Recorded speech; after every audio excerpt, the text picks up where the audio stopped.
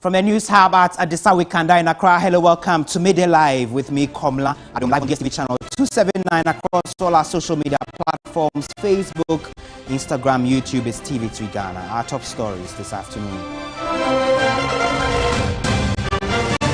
Farmers and residents close to white and black voter in the northern part of the country urged to relocate as spillage of Barry and Kompiega dams in Burkina Faso is to be carried out from August 27 to 30. Also, Upper West Regional Police Command bans all motorized tricycles, popularly referred to as Mahama Kambu, from operating after 8 p.m. in one municipality. On the international front, former South Africa President Jacob Zuma asks the public to donate funds to support his legal battles.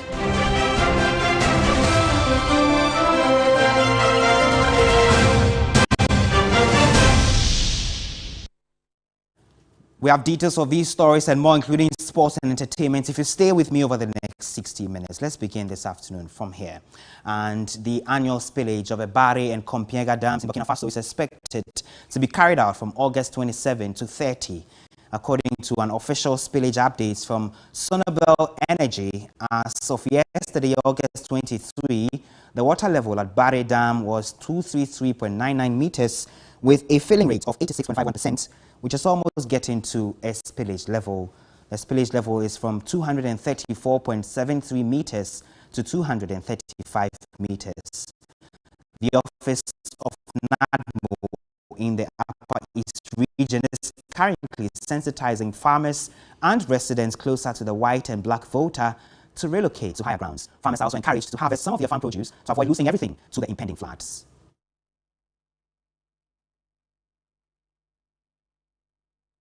Let's speak now to Tanko Mohammed Rabiu, our correspondent in the region, for the latest on this. Tanko, thank you for joining us. I know there's been a lot of conversation and talks with the farmers and the residents to relocate to higher grounds. How has that gone down so far? Yes, thank you very much, Komla. Since yesterday, when the information got to NADMO office, even before the information from Sonobel in Burkina Faso, NADMO has already started sensitizing the farmers and residents closer to the riverbank because they have been getting regular updates from the Bagri Dam officials. Even as I speak to you, Boku West, Tepani, Bulsa North, Bulsa South, and then Bongo District, and then the Talansi are the places that usually get flooded when the dam is spilled. So a lot of the NADMO officials are already on the ground, especially they are at the farms trying to talk to farmers to relocate because every year when the dam is spilled, these farmers are affected. And then most of them always tell me that the farming along the riverbanks is always good for them because it has too much nutrient. And then as I speak to you, I'm at a forum on forest and then farming in Navrongo, where peasant farmers and then one NGO in Paga are sensitizing farmers. I have with me Benjamin Safu, who is the project officer for peasant farmers, who is also sensitizing farmers here in Navrongo. Welcome to Media News on TV3. Thank you, and good afternoon, and good afternoon to all listeners. So, since you have the information, what is peasant farmers doing in terms of sensitizing your colleague farmers? Sure. So, thank you very much. I think this year, information in one way or the other has come early as compared to last year, where nothing of such sort was done. So, on the ground, we've networked with the local radio stations and information centers to sensitize our farmers to move a bit distance from all these flooding areas. Well, last year, you can remember there were a lot of loss of dead animals and crops, food crops and other things. And this year is becoming an annual thing, though we advocating and also engaging government on it. For now, we are sensitizing our farmers. We are advocating as well with them, planning and seeing how best they can move a bit far from all these areas. Because last year, like this, it came to a point that the Kabori Bridge, that's the Bindui area in the Boku West, the bridge was just washed off by these spills. So we're just hoping that our farmers will listen. There will be centers enough. The local radio stations are doing their best. We too, through our local people in Galu and the Talinsi area, or we are also doing our best to get farmers informed that the date being said, that is 27, we're going to spill. So it will be good for them to move to very saved areas. So do you have any proposal to government? Sure. So with this, it's becoming an annual event, and there is something not good to write home about. Actually, last year we did a lot of documentary on this with the help of Joy News and other media stations to see how best government and other stakeholders will come together and get a stop to these annual flood and death and loss of properties, especially at these flooding areas. So going forward, we would urge that government will give us a roadmap, though we know there is this dam being constructed to serve a purpose of receiving all the waters and excess from the spillage. But we're just hoping that the roadmap will be clear going forward so that we get to know the other things to be done by either government and other stakeholders. Going forward, we are hoping that just closer to all where this flooding happens, it will be good for government to get some mini dams around so that the excess water can be harvested into mini dams. Okay. You know, the issue has to be with access to land and the fertility of the land as well. But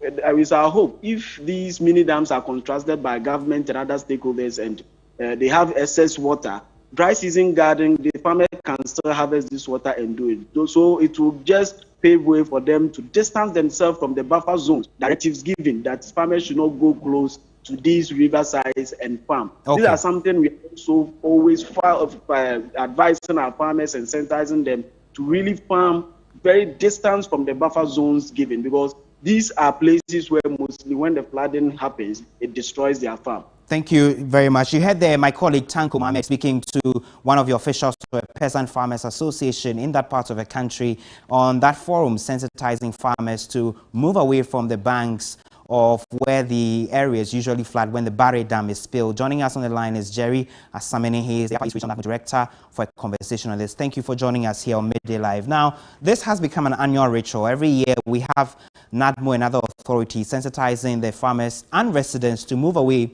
to higher ground so the dam is filled. Now, some have questioned whether NADMO or authorities have a buffer or safe space for these people to move to anytime you plan to spill the dam.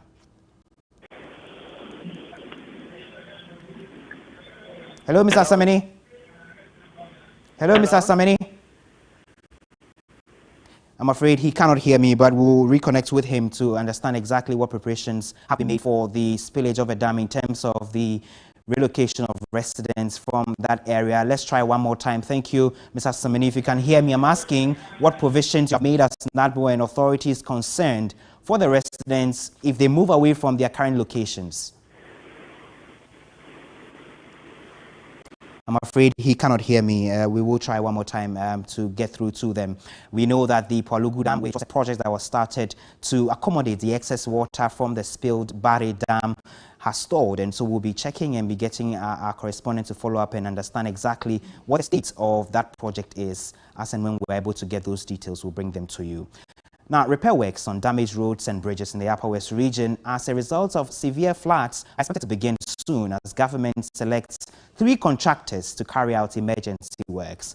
Roads and Highways Minister Kwesi Amakwata has directed the contractors to deliver a quality job, urging them to deliver in record time. He told a meeting with the contractors the estimated cost of a project is 50 million cedis. Maum Construction, Maripoma Construction, and Ashka. My advice to them, you should work together as a team and you should work with speed. You have what it takes. You have all the equipment. You have the personnel, and government will support you. By the estimates, government is going to spend almost 50 million Ghana cedis to undertake these emergency works. So you heard the Roads and Highways Minister Kwesi Amakwata speaking during a meeting with contractors who have been selected to carry out emergency repair works on the bridges and roads in the Upper West region that were devastated by floods. Now, the Upper West Region Police Command has banned all motorized tricycles, popularly referred to as Mahama Kambu, from operating after 8 p.m. in the Wa municipality. This was at a maiden encounter with the media in Wa to outline some new strategies for the security agency in the region.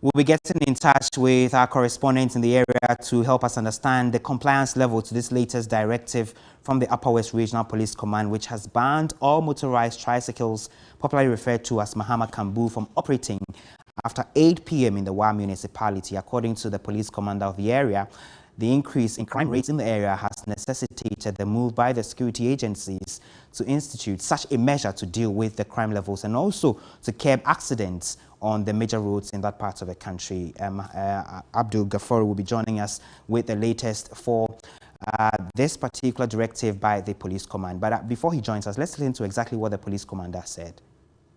No two young men shall be on a motorbike after 6:30 p.m., whether you like it or not. That is, I want to tell you that security is very, very expensive. And if you don't create inconvenience, you can never get security. I want to tell you, I want to assure you. In Boku, for instance, it got a time for 2 years, men were not even allowed to ride motorbikes. And yet, they were able to maintain the peace. So please, we should not take peace as a joke. Peace is one of the most essential commodities as far as this world is concerned. Without peace, we cannot live. And so when you want to attain peace, you must actually tumble over people's toes. And I am ready to risk to do that. Anything, and you know that you this, I'm going to do ABC in the night. Please, you come to the MTT for permit. If I pick in Yabalori in the night, the next day you are going to court. I will tell the truth. I am not going to succumb to any pressure. And a Kambu in the night shall not cross the municipality after 8:30 or let's say 8 o'clock. Now we have police checkpoints. If you are going to Chere and you get to the end of the quota, there's a police checkpoint there. Let the policeman with the gun escort you to Chere and come back. If you are going to Nakore, there's a checkpoint at the EC. Let one go there and let a policeman escort you to Nakore and you drop that person and back. Don't cross 8 after 8 o'clock. No Kambu should cross Wa. You heard the very convicted Upper West Regional Police Commander there speaking at a press conference. Joining us is Abdul Ghaffar, my colleague. Abdul, tell us about what the situation is currently as respect to the use of motorbikes and tricycles to commit crime in the region. Yes.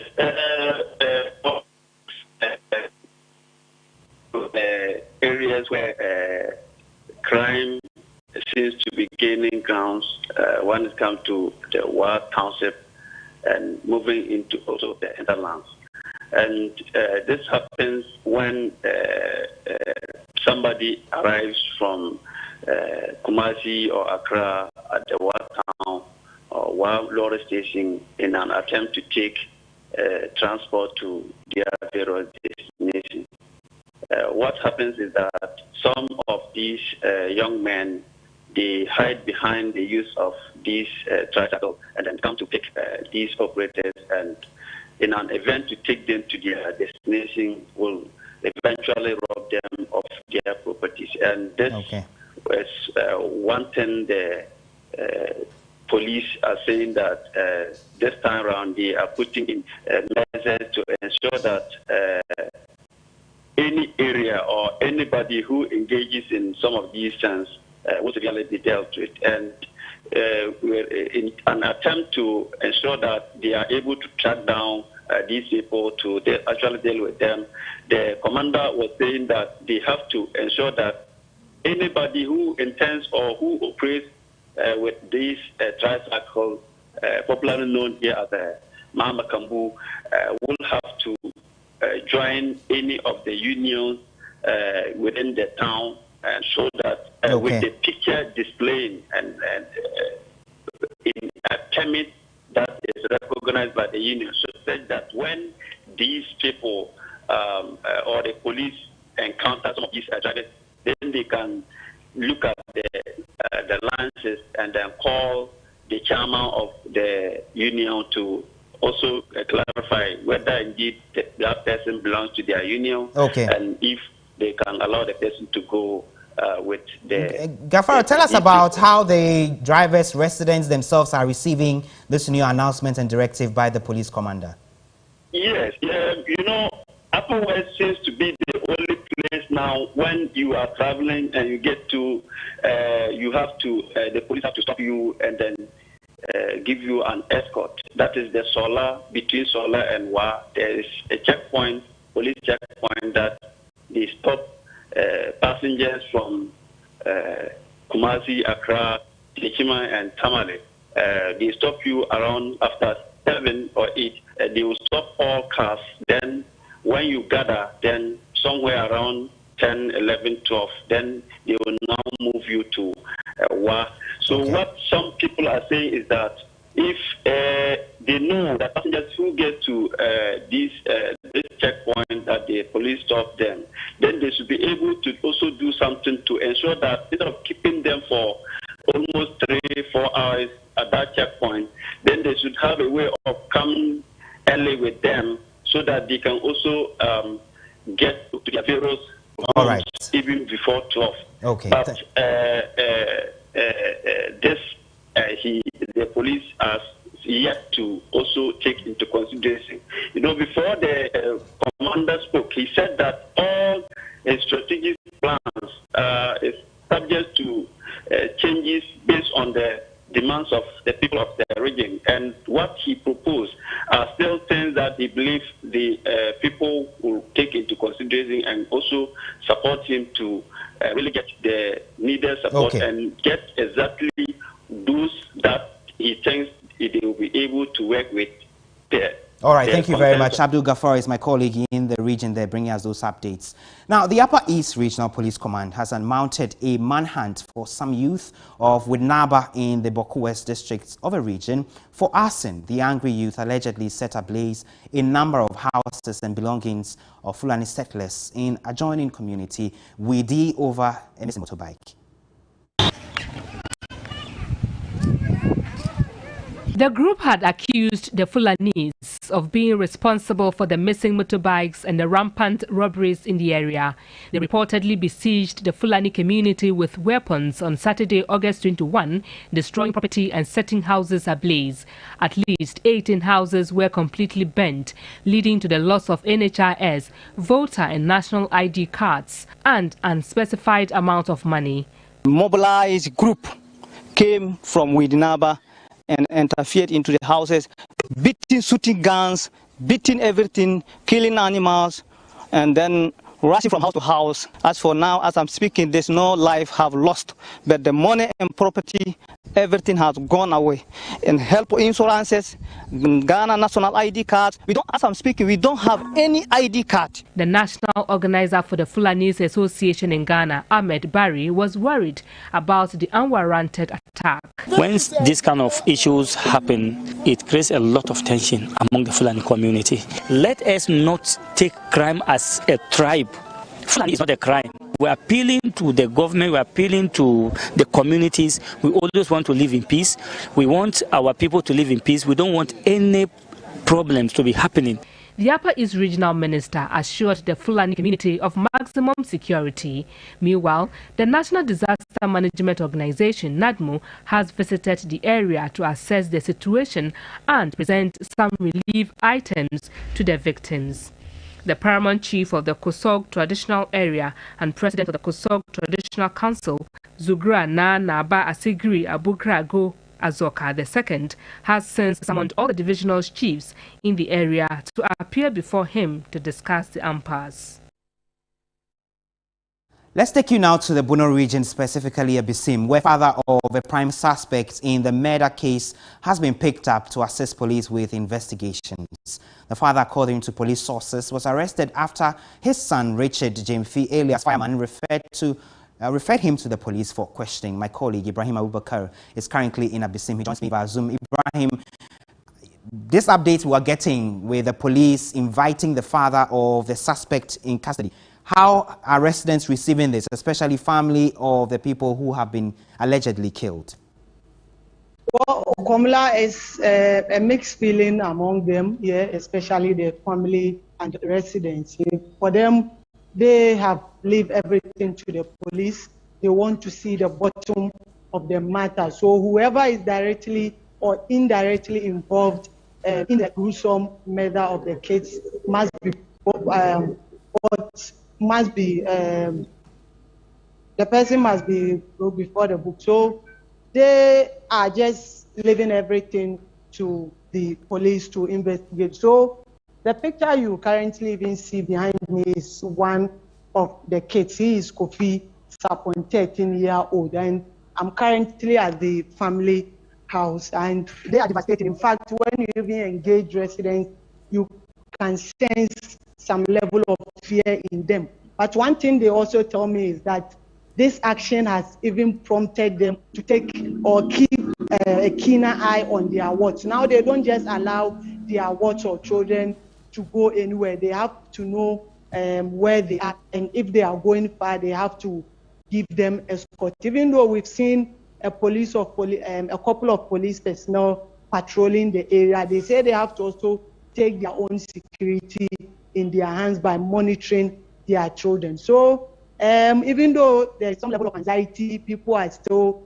afraid. They express some level of fear before me, but they say they will also take their own security in their own hands. And just a couple of minutes ago, the Regional Security Council also paid a visit to the family just to assure them that justice will be served. The psychologists, clinical psychologists from the regional headquarters have also arrived, providing psychological assistance to the families. Thank you very much, Ibrahim Abubakar there in Abesim in the Bono region. Keep on the ground and bring us the latest updates. We will get back to you as and when those updates become available. Ibrahim Abubakar, my colleague there. Now, the World Health Organization is worried about a surge in cases in COVID-19 in West Africa, urging governments to prioritize vulnerable groups in vaccination campaigns. WHO's Regional Director for Africa, Dr. Matshidiso Moeti, says West Africa has, in the last 4 weeks, recorded its highest number of COVID-19 deaths since the pandemic began. Meanwhile, in Ghana, 6 more deaths have shot the total death toll to 974. Of the over 213 million COVID cases globally, Africa is responsible for close to 1 million of those, with nearly 20,000 deaths. But as many countries continue to experience third waves and hospitals running out of bed space, the consequences for Africa is dire. The situation is compounded by what the World Health Organization has described as a fierce vaccine war. Powerful countries acquiring as many vaccines for their own amidst conversations of acquiring booster jabs. WHO's Regional Director for Africa, Dr. Matshidiso Moeti, says this could spell doom for the continent. Africa is encountering headwinds. Moves by some countries globally to introduce booster shots threaten the promise of a brighter tomorrow for Africa.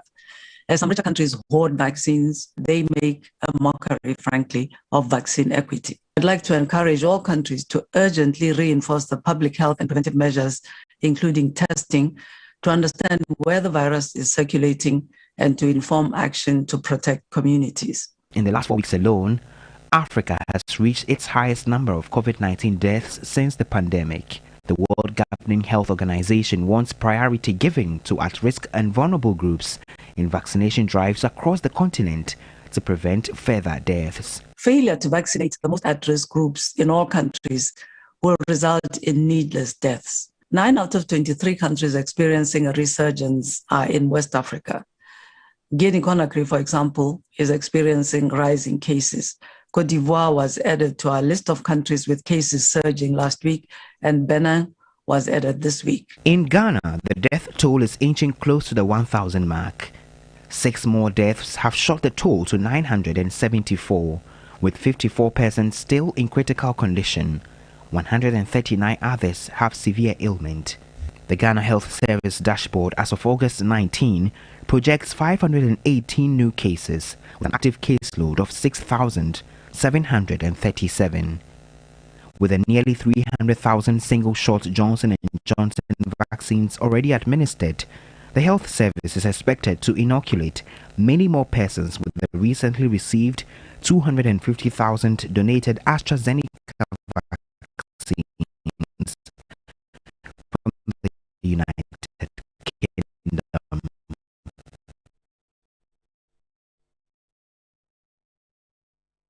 Let's move away from COVID-related stories and do some politics now. And former CPP flag and leader of a national interest movement, Dr. Abu Sakara Foster, says there are acts of a 1992 constitution that need urgent reforms before the 2024 elections. In his view, the demand for an entirely new constitution will only delay the entire process of the change Ghanaians are asking for. The only source of power to change the constitution emanates from the people. The elected people that you're talking about were elected by the people. But in this particular case, where we're talking about the constitution, which is the basis of our democracy, it is so important that we cannot leave it only to them, because they have their partisan considerations. Are you with me? And maybe are being influenced by that, and they want to change the status quo, and they're quite happy with the way things are.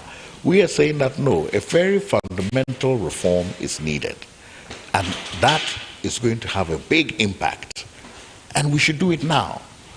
We should ensure that right now, before the next election, we have a mechanism of electing a chair of the Electoral Commission, which both of us will have confidence in, all of us will have confidence in, that this is an independent person. That person should be armed with all the resources and mechanisms to work independent of the executive. So the Constitution belongs to all of us. So one group of people cannot have their whole way with it and ignore another group of people. By the same token, if the majority of us have agreed that there are substantive reforms that need to be made to it, the question then is, how do we make those substantive reforms? We feel that those substantive reforms, if made, will effectively, in substance, provide us with a new constitution. Let's do some election-related stories now. And a former director of operations at the Electoral Commission, Albert Ahen, has urged the electoral body to cede some of its duties to the Attorney General. According to him, the EC seems to be overwhelmed with activities affecting some of its monitoring roles. He spoke to TV3 in an interview.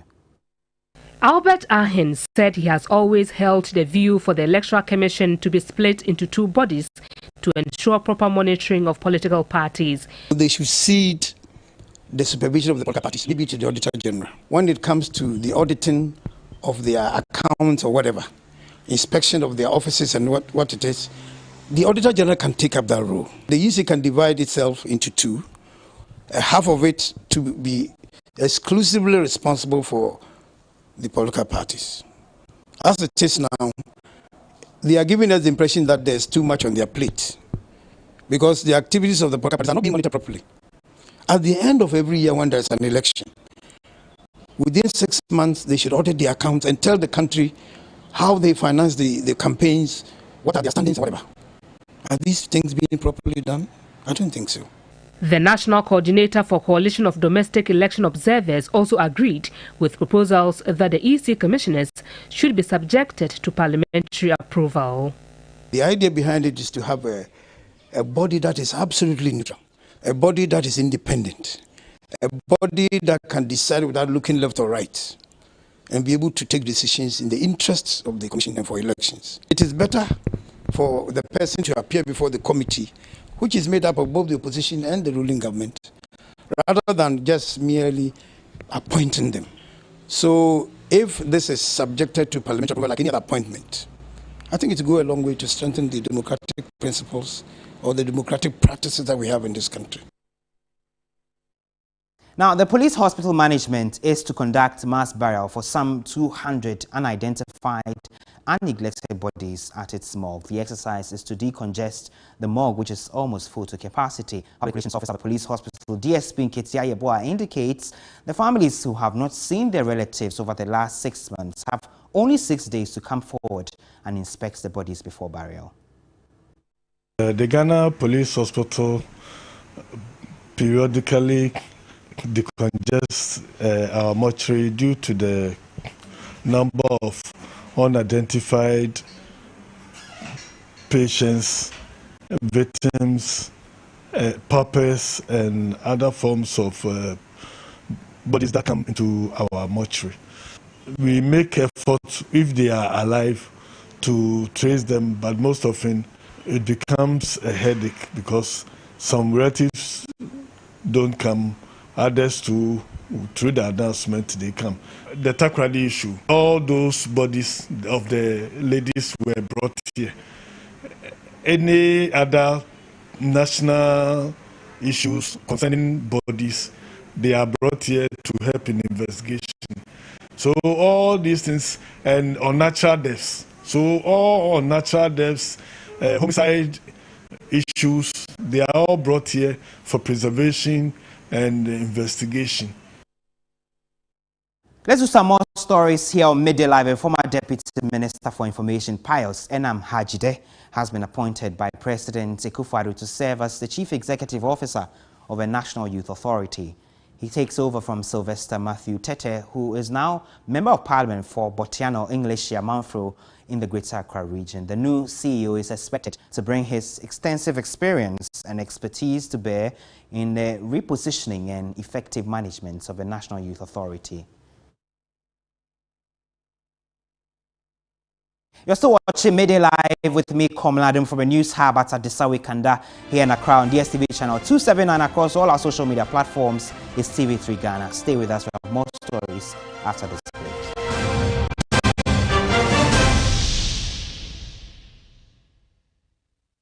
Zuzum, right here in my house. Hey! Look up there. Why are you using inferior pen? It was a mistake. I no check. Acrobat2, I'm going to knock you out. I know, sir. You deserve quality. Don't make mistakes. Stop. You did the right thing. When you are going to buy a paint, don't look left, don't look right. Go straight and grab the luxury paint. No get painting be paint. The luxury acrylic paint. Paint me champion. Thinking about constructing offices, a house, shop or multi-purpose building?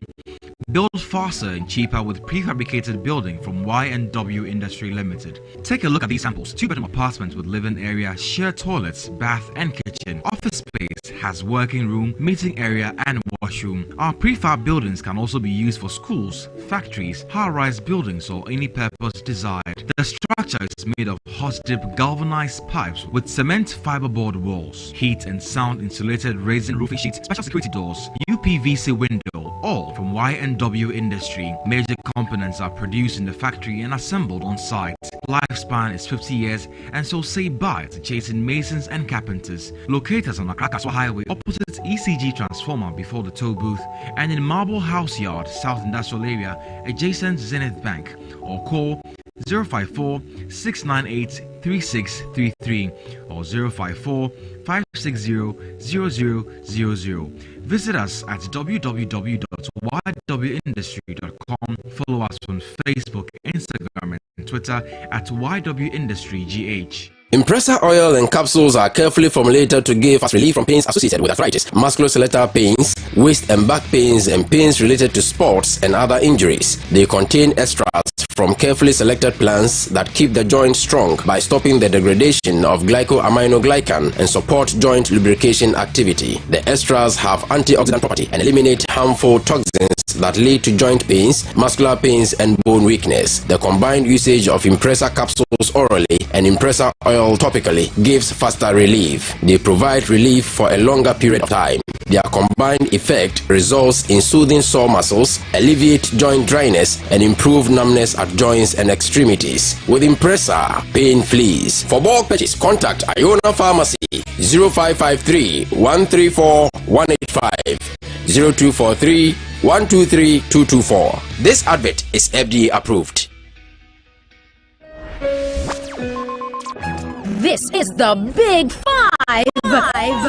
Jeanette Services presents Women in Worship. Themed The Grace Experience, featuring the VGMA Artist of the Year, Diana Hamilton, the incredible Mercy Chinwell, and the amazing Judy K from Nigeria. with support from Florence Obinim and Celestine Donkor, Daughters of Glorious Jesus, and Obapa Christie. Date Sunday, September 19th. Venue UPSA Auditorium, Medina. Gates open at 4 p.m. Tickets are selling for 70 Ghana cedis single and 120 Ghana cedis double at Airport Shell, Bachelor Total, UPSA, or purchase via www.myticketghana.com. For VIP family packages or ticket reservations, call 0248-810-396. Women in Worship is proudly brought to you by Fortune Rice and Onga, and supported by Frytol Oil, Electroland Ghana, Fan Milk, Unilever, Ophelia Crossland, Velma Accessories, ABS Collection, ATL Fabrics, Betamalt, Awake Purified Drinking Water, and Econad Entertainment. Media partners, Media General. Women in Worship. Daughter, you still have a voice.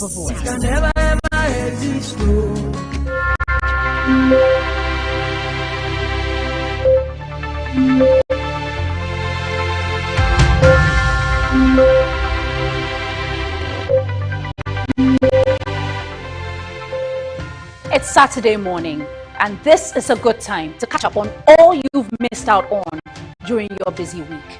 That is why every Saturday morning at 7 a.m. we take the time to delve into the key points to ensure you are adequately informed as a citizen. We break down the week's biggest stories with the right personalities. We ask the tough questions. We bring you the biggest interviews. We analyze the key issues and allow you to contribute to the discourse. Our job is to ensure that you are part and parcel of nation building. If it matters to you, you will get it here first. Join me, Jifa Bampo, each Saturday at 7 a.m. for the key points. Key Points, never miss a key moment. The Key Points shows live every Saturday at 7 a.m. on TV3.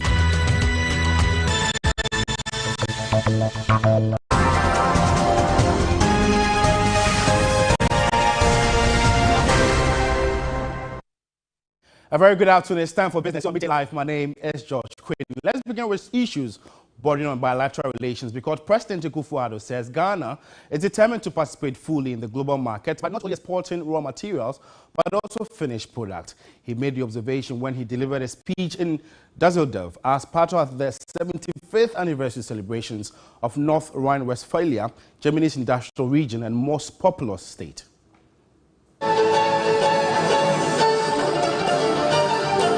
President Akufo-Addo noted Ghanaians are drawing inspiration from the success stories of North Rhine-Westphalia and Germany and want to build a progressive and prosperous country.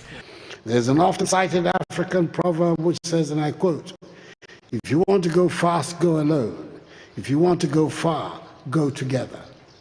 We have resolved to work hand in hand with North Rhine-Westphalia and Germany because we desire to walk far, especially as we share common attachments to the common values of respect for individual liberties and human rights, of respect for the rule of law, and of respect for the principles of democratic accountability.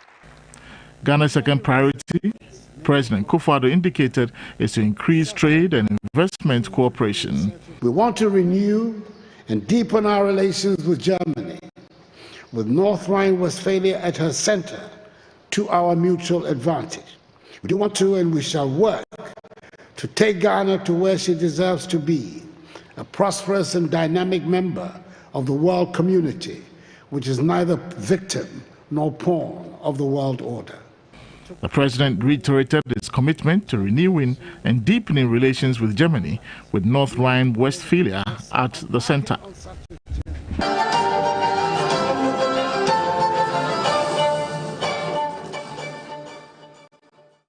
Now let's move to a development that has been trading for the past few days, and the cedi is selling at more than 6 cedis to the US dollar, having depreciated by 1.2% in August, and this has partly been attributed to speculation of the black market.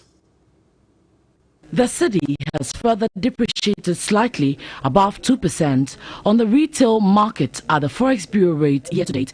Within the same period last year, a 2.63% depreciation was recorded against the dollar, regarded as impressive at the time.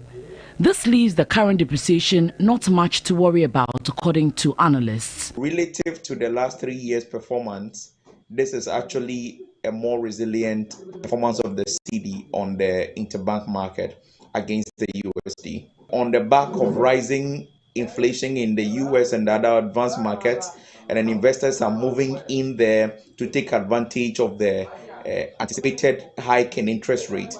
I think that is largely playing a role in the kind of depreciation we have seen over the last 8 or so weeks. Despite its depreciation against the dollar, the local currency posted some strong gains against the euro, appreciating by 3.6 percentage points against the euro for the first 7 months of the year. For the British pound, its depreciation was recorded as at start of the year, posting 1.2% in July. The dollar has been up for some time now. During the corona, it was down, but within these 2 months, July and August, the dollar has been up, and the market has been slow. A dollar from a forex bureau is 6.2, and if you have the euro, you can get it at the rate of 6.95 or 6.9. And if you have the pounds and you want cedis, it's 8 cedis. For businesses which deal directly with the local currency, the rate of depreciation is not significant, but they call on government to be more proactive. We have to manage it, because if care is not taken, we are going to make our Christmas sales purchases. And if that happens, it means that the demand aspect will be very high, which might trigger a big increase in the exchange rate. Databank is forecasting an average end-year depreciation of 6 cedis, 18 pesos of the local currency to the dollar. Just so you know, this 2% increment is contrary to IES projection of a reduction in the second pricing window of August. But let's see how that pans out. We'll be updating you subsequently in our bulletins. And now the Bank of Ghana is revising its policies and guidelines to make it easier for indigenous and foreign banks to list on the Ghana Stock Exchange. And Managing Director of the Ghana Stock Exchange, Akwafeji, is optimistic the move will improve financial inclusion and gains on the market.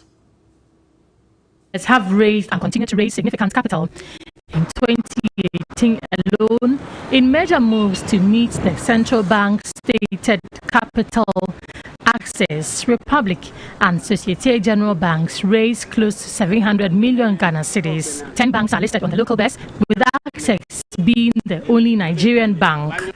General Manager of the exchange, Akwafeji, wants more banks to list on the exchange to improve their liquidity.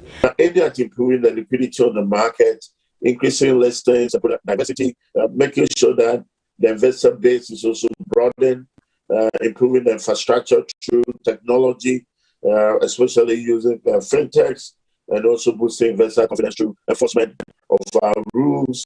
Managing Director of Access Bank, Olamide Olatunji, assured customers of prudent management of their investment. In terms of a global financial health crisis, a model can be to just let's wait and see what happens.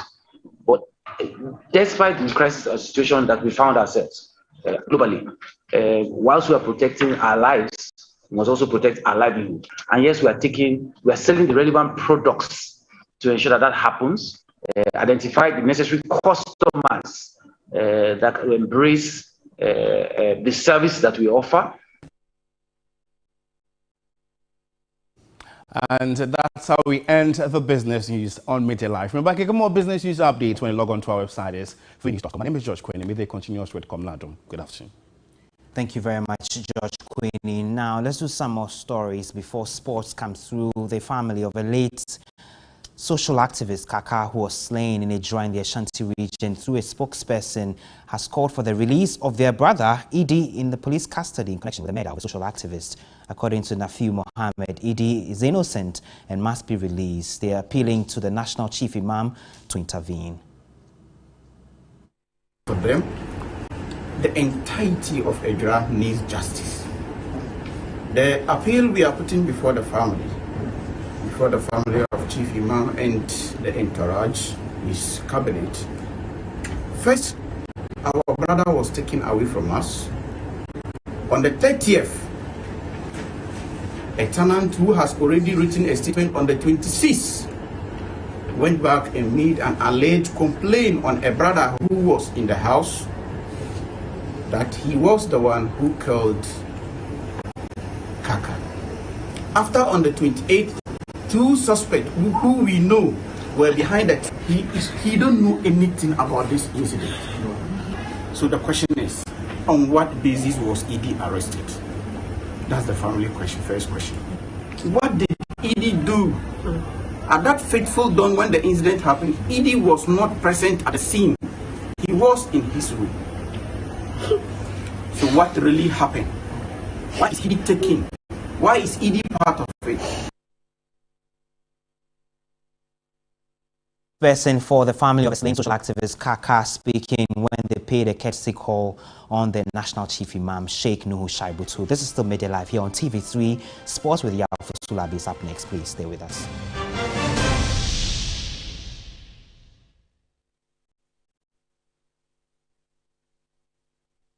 Do you allow coughs, colds and flu to ruin your happiness? You need Summerlin cough syrup.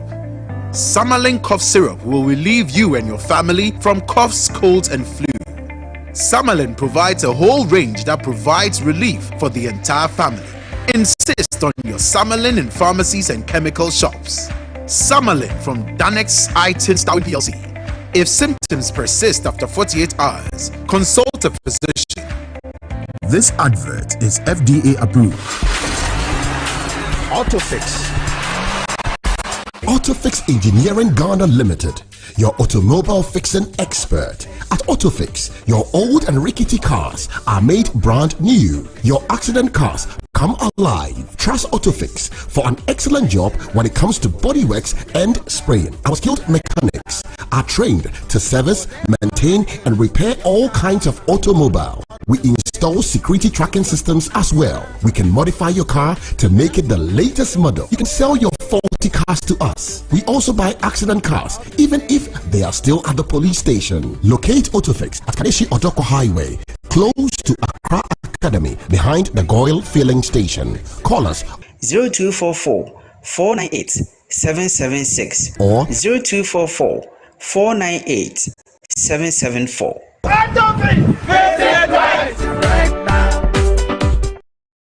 Let's welcome the time ladies. Malaria,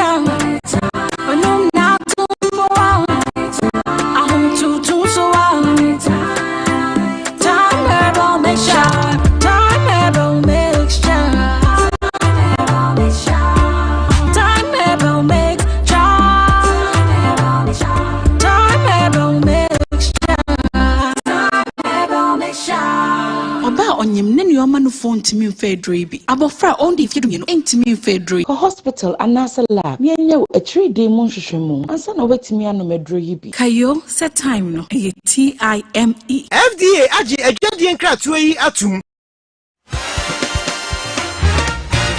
The Saturday mornings will never be the same again. We will bring you the best mix of sports and lifestyle content on Warm-Up Plus. We will interview exciting professionals from different fields of endeavor, including sports and fitness. Give fans an opportunity to show their passion and preview upcoming games. Discuss what's trending in the world of sports and entertainment, give you lifestyle tips, serve you music, exercise, dance, laugh, and have an absolute ball on TV each Saturday. So whether you're a fan or you just like fun, you will absolutely love Warm-Up Plus. Warm-Up Plus shows live Saturdays at 10 a.m. only on TV3.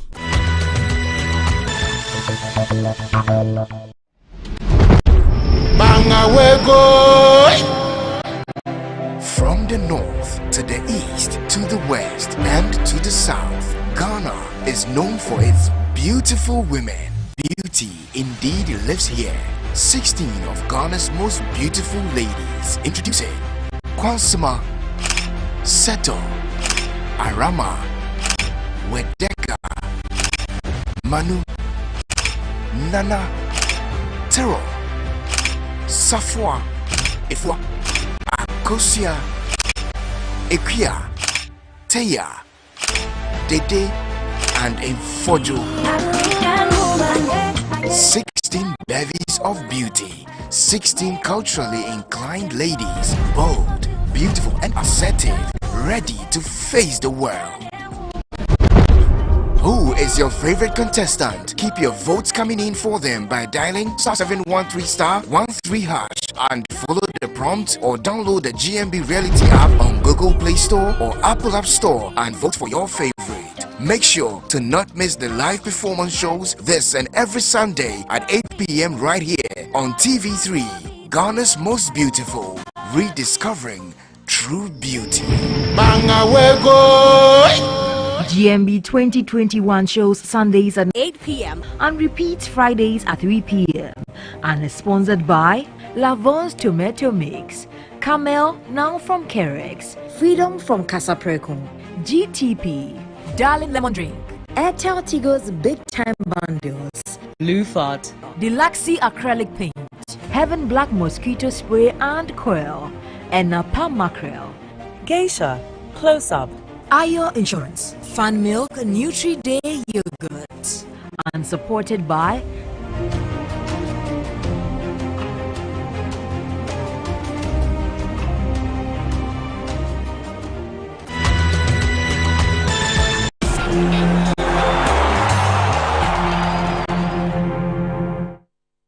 Hi, good afternoon. Let's do sports news now here on MIDDAY Live on TV3. My name is Yao Ofusulabi. Now, for differently abled commentator Johnson Entry, a typical day in the office has turned out to be a source of help when he needed it the most. 3 Sports team, through the benevolence of Black Stars player Mubarak Wakasu, has donated an electronic wheelchair to aid his work. A presentation ceremony took place at the offices of TV3 yesterday.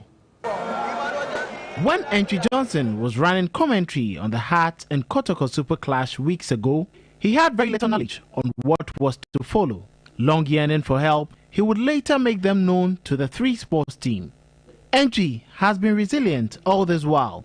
At age 6, he was hit with the news of not being able to use his legs anymore. But that did not deter him from pushing through his goal of becoming a commentator. At KNUST, he continued to hone his skill and has since been at it. When his story was aired on TV3, it drew interest from across the sporting fraternity. One of such is Black Stars midfielder Mubarak Wakasu, who took care of the cost for a fully functional electronic wheelchair, attending to one of the many needs he listed.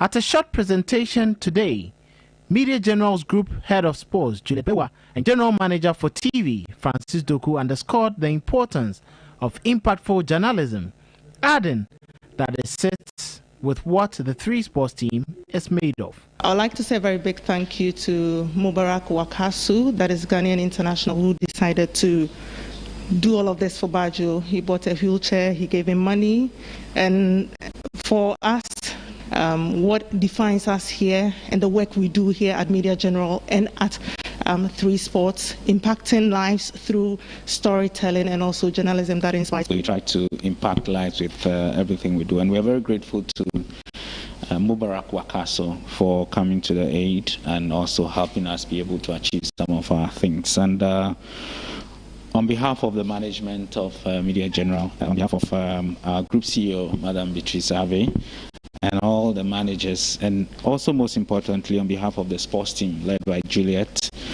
Entry was given an extra amount of $500 also from Mubarak. He expressed his profound gratitude to the Black Stars player. In the first place, glory be to God for this wonderful day. Secondly, to Media General for airing this story, and since then it has impacted a lot in my life. Mubarak Wakasu, I'm so grateful. I doff my heart for him, and whatever that he does, may God richly bless him. While the gesture would substantially help Entry, it also represents a significant working tool he needs for his daily mobility and craft. For the 3 Sports team, this is representative of impactful sports journalism. And now to our final story this afternoon. Karela United Football Club have officially announced the appointment of trainer Bismarck Kobe-Mensah as the club's head coach ahead of the upcoming season. Mensah will be a direct replacement for Evans Adote, who was sacked at the back end of last season. He helped Samatex to finish third in Zone 2 of the Division 1 League, 9 points behind champions BBNE Gold Stars last season. The Ghana Football Association appointed Mensah as deputy coach for the national under-15 team in 2019. Well, that's all the sports news. Entertainment news is up next. Entertainment.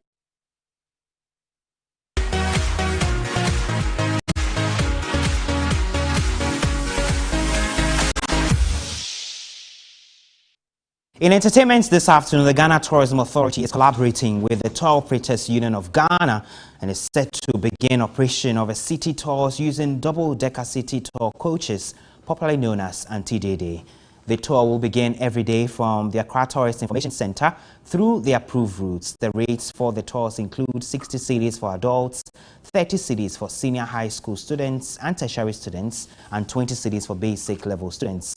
It said the Accra City Tour would expose both Ghanaians and internationals to historical and cultural sites as well as iconic structures and places within the metropolis, and subsequently extended to the regional capitals of the country accordingly.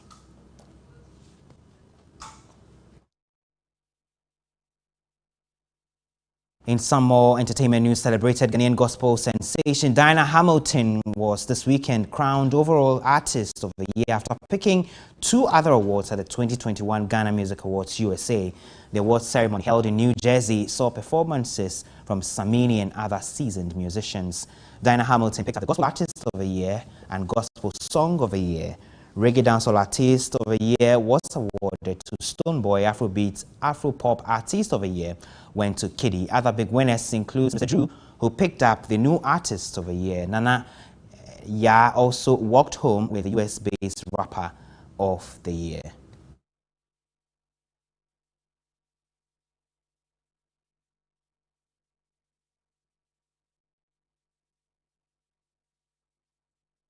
For entertainment news, international news is up next.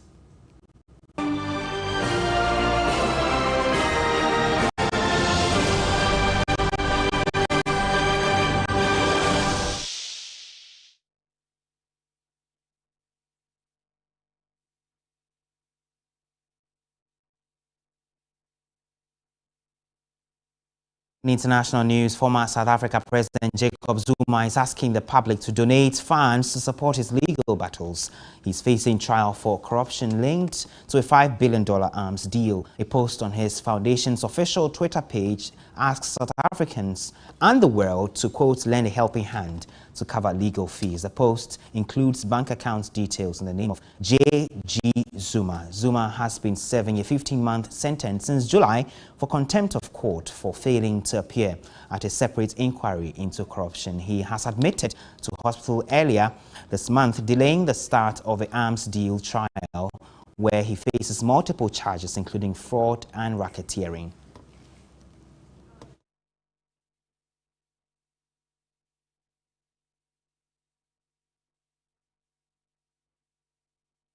That'll be all for international news, and that'll be all for Midday Live this afternoon. It came to you live from the news hub at Adisawe Kanda in Accra on DSTV channel 279 across all our social media platforms. It was TV3 Ghana. Thank you for watching. There's more news at 3news.com.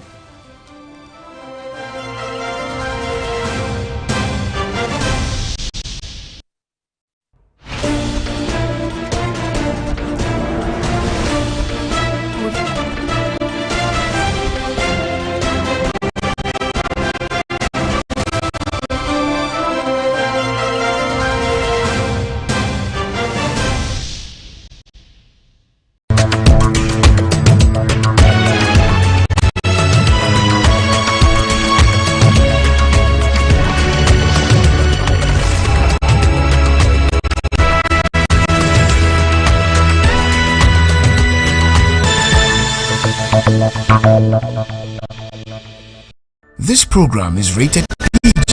It contains scenes of brief nudity, mild violence, and strong language. Parental guidance is advised.